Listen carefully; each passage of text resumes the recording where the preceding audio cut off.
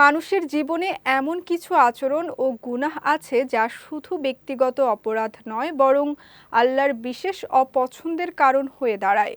এগুলো মানুষের চরিত্রের গভীর দুর্বলতা ও নৈতিক পতনকে প্রকাশ করে। প্রিয় নবী সাল্লাল্লাহু আলাইহি ওয়াসাল্লাম একটি হাদিসে এমন 4 ধরনের মানুষের কথা উল্লেখ করেছেন যাদের প্রতি আল্লাহর অসন্তোষ রয়েছে।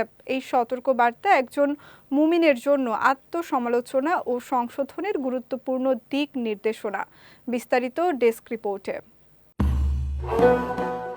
মানুষের জীবনে এমন কিছু গুনাহ আছে যা শুধু পাপই নয়, বরং আল্লাহর বিশেষ অপছন্দের কারণ হয়ে দাঁড়ায়। কিছু চরিত্র ও আচরণ মানুষের নৈতিক পতনকে প্রকাশ করে এবং সমাজে অশান্তি সৃষ্টি করে। প্রিয় নবী হযরত মুহাম্মদ সাল্লাল্লাহু আলাইহি ওয়াসাল্লাম তার উম্মতকে এসব বিপজ্জনক চরিত্র থেকে সতর্ক করেছেন স্পষ্ট ভাষায়।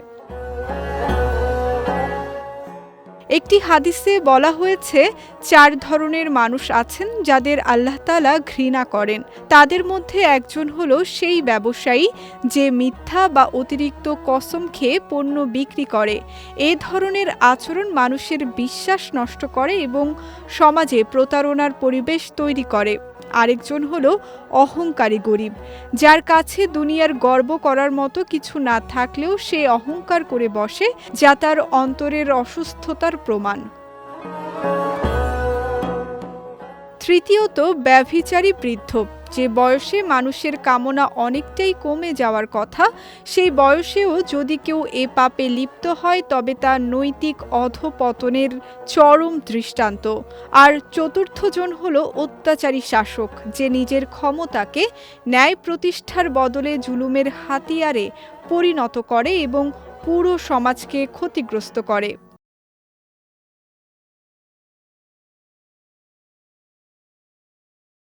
এই হাদিস আমাদের একটি গুরুত্বপূর্ণ শিক্ষা দেয়। আল্লাহর কাছে শুধু বাহ্যিক কাজ নয়, বরং মানুষের নিয়ত, চরিত্র ও মানসিকতাও অত্যন্ত গুরুত্বপূর্ণ।